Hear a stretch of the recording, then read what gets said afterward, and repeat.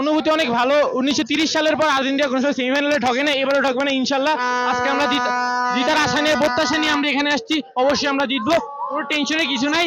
ইংল্যান্ডের ওই যে ম্যারাডোনার যে হ্যান্ড অফ গডের যে সিরিজটা ছিল ওইটা আবার ব্যাক আসবে, আজকে মেসি হ্যাটট্রিক করবে, আমরা এই প্রত্যাশা আছি।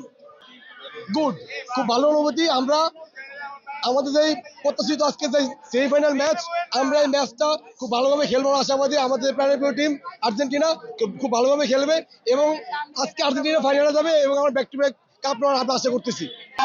আসলে প্রত্যাশা ইনশাল্লাহ আমরা জিতবো।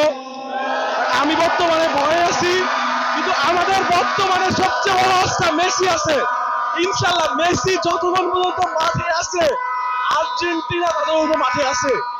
আমি আশা করবো আর্জেন্টিনা জিতবে এবং ইনশাল্লাহ আমরা ফাইনাল খেলবো। ধন্যবাদ।